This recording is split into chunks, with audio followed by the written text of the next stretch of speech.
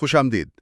آج ہم ایک غیر معمولی موضوع پر گہری نظر ڈال رہے ہیں، پاکستان کی سافٹ پاور، اور خاص طور پر یہ کہ ملک کی فوجی قیادت نے اب دیکھیں عالمی تاثر اور اثر و رسوخ کو بہتر بنانے کے لیے اس تصور کو کس طرح استعمال کیا۔ جی بالکل۔ یہ گفتگو کچھ اہم ذرائع پر مبنی ہے۔ ان میں ایک تجزیہ ہے پاکستان کی سافٹ پاور اور عالمی تاثر کے عنوان سے، اور ساتھ ہی ظہیر احمد میر کی کتاب دی جنرلز آف پاکستان کے کچھ اقتباسات بھی۔ یہ ہمیں سمجھنے میں مدد دیتے ہیں کہ طاقت صرف فوجی یا آپ کہیں معاشی نہیں ہوتی، اس کے کئی اور رنگ ہیں۔ بالکل۔ تو یہ سافٹ پاور آخر ہے کیا؟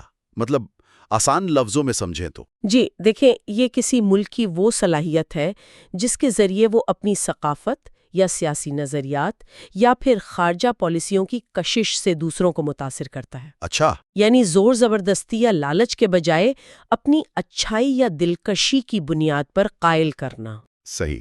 تو ہمارا مقصد آج یہ کھوج لگانا ہے کہ پاکستان نے اپنی تاریخ کے مختلف موڑ پر، خاص طور پر فوجی ادوار حکومت میں، دنیا میں اپنی شناخت کیسے بنائی، اور اثر قائم کرنے کے لیے کون سے غیر فوجی یعنی سافٹ طریقے اپنائے، ان کے پیچھے کیا سوچ تھی۔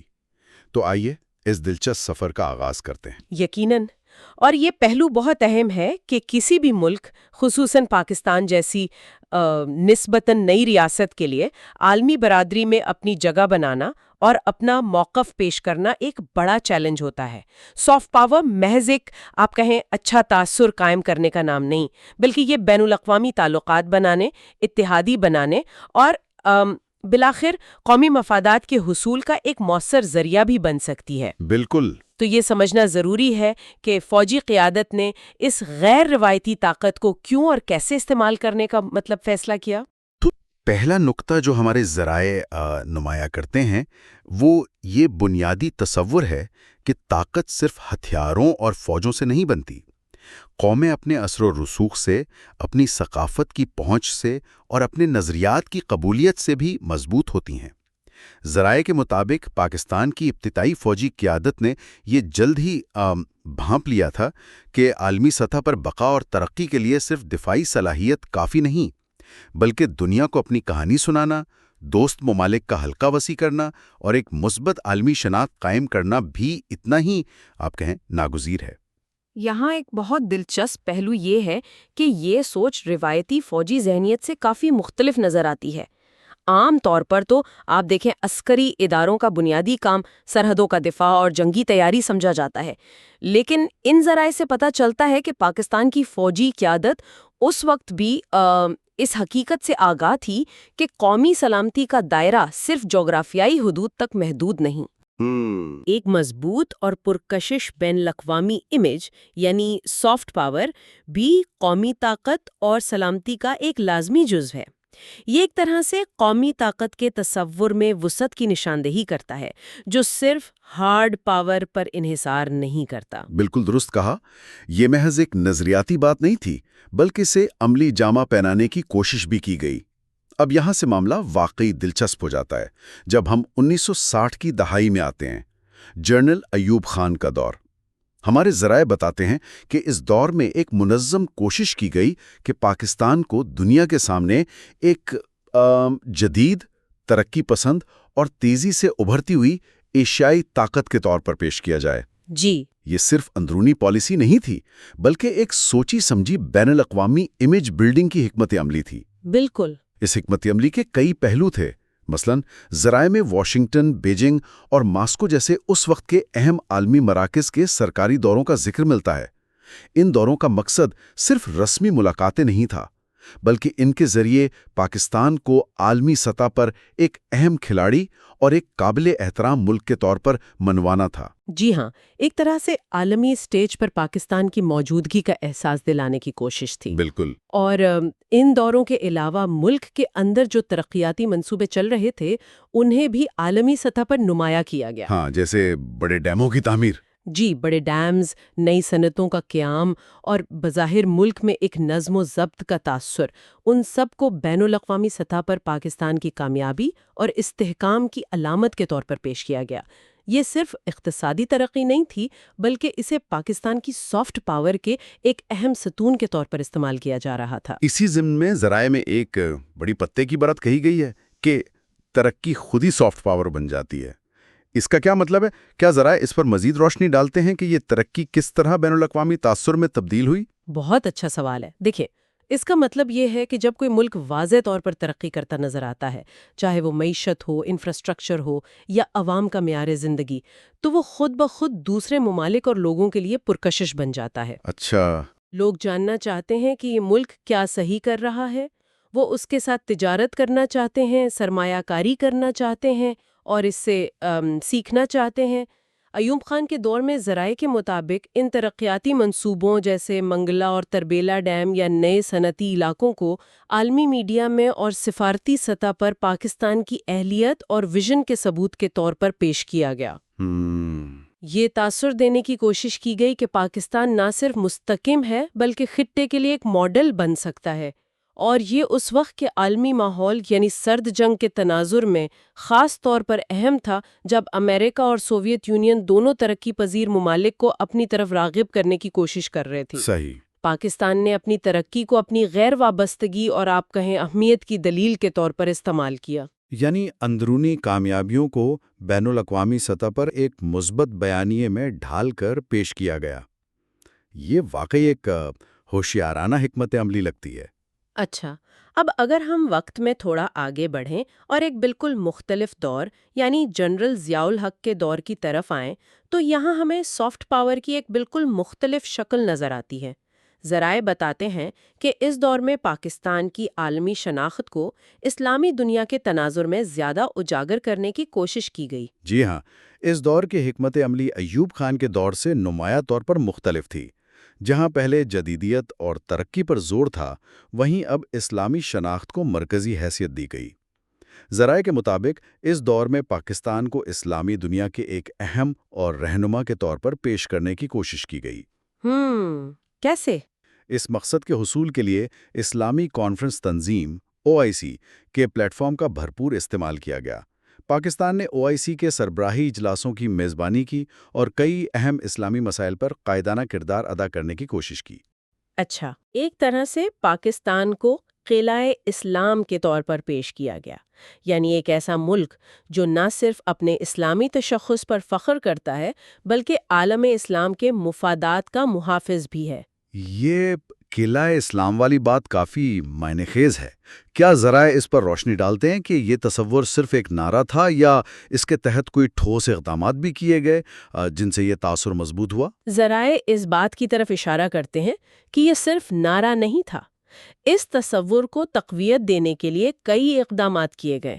مثال کے طور پر ملک کے اندر اسلامی قوانین کے نفاذ کی کوششیں، تعلیمی نظام میں اسلامیات پر زور اور عرب ممالک کے ساتھ ثقافتی اور مذہبی روابط کو فروغ دینا۔ اچھا، بین الاقوامی سطح پر OIC میں فعال کردار کے علاوہ پاکستان نے دنیا بھر میں مسلم اقلیتوں کے مسائل کو اجاگر کیا اور ان کے حقوق کے لیے آواز اٹھائی۔ اس سے اسلامی دنیا میں پاکستان کے لیے ہمدردی اور حمایت پیدا کرنے میں مدد ملی۔ اسی دور کا ایک اور انتہائی اہم بین الاقوامی پہلو افغان جہاد بھی تھا، اگرچہ یہ بنیادی طور پر ایک عسکری اور سیاسی معاملہ تھا۔ جی بالکل۔ لیکن اس وقت کے عالمی حالات میں، خاص طور پر سرد جنگ کے آخری ایام میں، سوویت یونین کے خلاف اس مزاحمت کو مغرب کی زبردست حمایت حاصل تھی۔ پاکستان نے اس میں ایک کلیدی کردار ادا کیا۔ کیا ذرائع اس کردار کو بھی پاکستان کی ساخت یا اثر و رسوخ کے حوالے سے دیکھتے ہیں؟ بالکل، ذرائع بتاتے ہیں کہ اگرچہ افغان جہاد کے طویل المدتی نتائج پیچیدہ رہے، لیکن اس وقت یعنی 1980s کی دہائی میں اس کردار نے پاکستان کو عالمی سطح پر خاص طور پر مغربی دنیا اور اسلامی ممالک میں ایک اہم اسٹریٹجک اتحادی کی حیثیت دلائی۔ Front line state. جی، اسے سوویت توسیع پسندی کے خلاف فرنٹ لائن اسٹیٹ سمجھا گیا۔ اس کردار نے پاکستان کو نہ صرف بین الاقوامی امداد اور سفارتی حمایت حاصل کرنے میں مدد دی، بلکہ اسے ایک ایسے ملک کے طور پر بھی پیش کیا جو عالمی سطح پر ایک نظریاتی جنگ میں اہم کردار ادا کر رہا ہے۔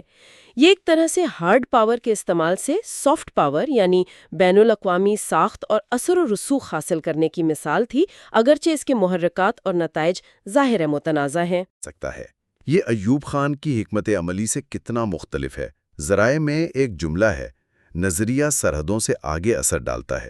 اس کا کیا مطلب نکلتا ہے اس تناظر میں؟ دیکھیں، اس کا مطلب یہ ہے کہ مشترکہ عقائد، اقدار اور نظریات جغرافیائی سرحدوں کے پابند نہیں ہوتے۔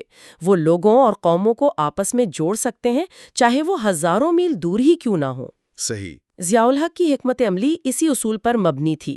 اسلامی شناخت پر زور دے کر پاکستان نے دنیا بھر کے مسلمانوں کے ساتھ ایک جذباتی اور نظریاتی تعلق قائم کرنے کی کوشش کی۔ اس سے نہ صرف اسلامی ممالک میں پاکستان کے لیے خیر سگالی پیدا ہوئی، بلکہ یہ بین الاقوامی فورمز پر حمایت حاصل کرنے اور علاقائی سیاست میں اپنا اثر اور رسوخ بڑھانے کا ایک ذریعہ بھی بنا۔ یہ ظاہر کرتا ہے کہ سافٹ پاور صرف ثقافت یا ترقی تک محدود نہیں، بلکہ نظریات اور عقائد بھی اس کا ایک طاقتور پہلو ہو سکتے ہیں، بشرطے کہ انہیں مؤثر طریقے سے استعمال کیا جائے۔ تو اگر ہم ان دونوں ادوار کا موازنہ کریں تو یہ واضح ہوتا ہے کہ پاکستان کی فوجی قیادت نے عالمی تاثر کو بہتر بنانے اور اپنا اثر و رسوخ قائم کرنے کے لیے صرف ہارڈ پاور یعنی فوجی طاقت پر ہی انحصار نہیں کیا، بلکہ حالات اور وقت کی مناسبت سے مختلف سافٹ پاور حکمت عملیوں کو بھی آزمایا۔ ایوب خان کے دور میں جدیدیت، معاشی ترقی اور عالمی سفارتکاری کو پاکستان کی پہچان بنانے کی کوشش کی گئی، جی، جبکہ ضیاء الحق کے دور میں اسلامی شناخت، عالم اسلام میں قائدانہ کردار اور نظریاتی وابستگی کو پاکستان کے عالمی تشخص کی بنیاد بنایا گیا۔ یہ دونوں مثالیں ظاہر کرتی ہیں کہ سافٹ پاور کا استعمال کس طرح کسی ملک کی قیادت، اس کے نظریات اور اس وقت کے عالمی حالات سے متاثر ہوتا ہے۔ یہ آپ کہیں جامد نہیں بلکہ ایک متحرک حکمت عملی ہے۔ بالکل، اور ان مثالوں سے یہ بات بھی کھل کر سامنے آتی ہے کہ عالمی سطح پر کسی ملک کی حیثیت اور اثر و رسوخ صرف اس کی فوجی یا معاشی طاقت سے متعین نہیں ہوتا۔ اس کا بیانیہ کیا ہے، وہ دنیا کو اپنی کون سی تصویر دکھاتا ہے، اس کی ثقافتی، نظریاتی یا ترقیاتی کشش کتنی ہے، یہ تمام عوامل مل کر اس کی سافٹ پاور تشکیل دیتے ہیں، جو بین الاقوامی تعلقات میں ایک اہم کردار ادا کرتی ہے۔ یہ ایک اہم نقطہ ہے، اور یہ سمجھنا بھی ضروری ہے کہ ان حکمت عملیوں کے نتائج ہمیشہ یکساں یا مکمل طور پر مثبت نہیں ہوتے۔ ایوب خان کی ترقی کا ماڈل بعد میں تنقید کا نشانہ بھی بنا، اور ضیاء الحق کی نظریاتی پالیسیوں کے بھی طویل المدتی اثرات پر بحث جاری رہتی ہے۔ صحیح۔ لیکن ہمارے ذرائع کا مقصد ان پالیسیوں پر فیصلہ سنانا نہیں، بلکہ یہ واضح کرنا ہے کہ کس طرح مختلف ادوار میں فوجی قیادت نے بھی غیر فوجی ذرائع سے بین الاقوامی سطح پر اثر انداز ہونے کی کوشش کی۔ یہ کوششیں بذات خود اس بات کا ثبوت ہے کہ سافٹ پاور کے تصور کو قومی حکمت عملی کا حصہ سمجھا جاتا رہا ہے۔ تو آج کی اس گفتگو نے ہمیں پاکستان کی تاریخ کے دو اہم ادوار میں فوجی قیادت کی جانب سے سافٹ پاور کے استعمال کی مختلف حکمت عملیوں کا ایک جائزہ فراہم کیا۔ ہم نے دیکھا کہ کس طرح ترقی اور جدیدیت کو ایک دور میں اور اسلامی شناخت کو دوسرے دور میں عالمی تاثر بنانے کے لیے استعمال کیا گیا۔ اور یہ ہمیں اس حقیقت کی طرف بھی لاتی ہے کہ سافٹ پاور کا تصور وقت کے ساتھ ساتھ تبدیل ہوتا رہتا ہے۔ جو حکمت عملی 1960 یا 1980 کی دہائی میں کارگر تھیں، ضروری نہیں کہ آج بھی اتنی ہی مؤثر ہو۔ عالمی حالات، ٹیکنالوجی اور معاشرتی رجحان سب اس پر اثر انداز ہوتے ہیں۔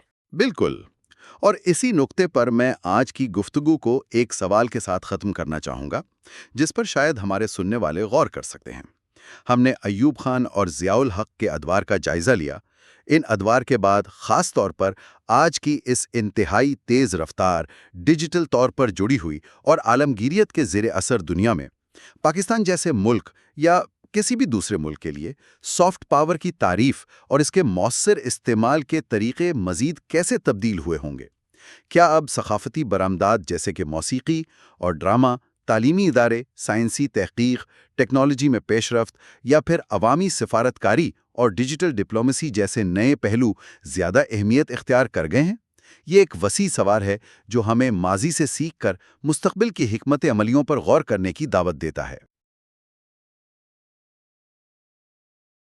ٹھیک۔ تو مقصد یہ ہے کہ ان ذرائع کی روشنی میں دیکھیں کہ مختلف فوجی رہنماؤں نے یہ سافٹ پاور کیسے استعمال کی، کون سے طریقے اپنائے پاکستان کی عالمی شناخت بنانے کے لیے۔ جی، اور یہ دیکھنا دلچسپ ہوگا کہ وقت کے ساتھ ساتھ یہ حکمت عملی کیسے تبدیل ہوئی یا ارتقا پذیر ہوئی۔ تو آئیے شروع کرتے ہیں 9/11 کے بعد کے دور سے۔ ذرائع بتاتے ہیں کہ جنرل پرویز مشرف وہ تو جیسے پاکستان کا عالمی چہرہ ہی بن گئے تھے۔ جی ہاں۔ انہوں نے روشن خیال اعتدال پسندی کا نظریہ پیش کیا۔ یہ کیا تھا اصل میں؟ ذرائع کیا کہتے ہیں اس بارے میں؟ دیکھیے، ان اقتباسات کے مطابق یہ صرف ایک نعرہ نہیں تھا، یہ ایک آپ کہہ لیں سوچی سمجھی کوشش تھی پاکستان کو دنیا میں ایک معتدل، ایک جدید مسلم ریاست کے طور پر پیش کرنے کی، خاص طور پر 9/11 کے بعد کے ماحول میں۔ جی بالکل۔ اس وقت جو عالمی فضا تھی اس میں یہ بیانیہ بہت اہم تھا۔ پاکستان پر جو دباؤ تھا اس کا جواب دینے کی کوشش تھی، یہ مغرب کو ایک پیغام دینا تھا۔ تو ایک طرح کی ری برانڈنگ تھی یہ؟ آپ کہہ سکتی ہیں۔ اور اس پیغام کو پھیلانے کے لیے ذرائع بتاتے ہیں میڈیا کا بہت زیادہ استعمال کیا گیا۔ اچھا، کس طرح کا استعمال؟ ذرائع درجنوں بین الاقوامی انٹرویوز کا ذکر کرتے ہیں، پریس کانفرنسز کا۔ جنرل مشرف خود وہ براہ راست عالمی میڈیا سے بات کر رہے تھے۔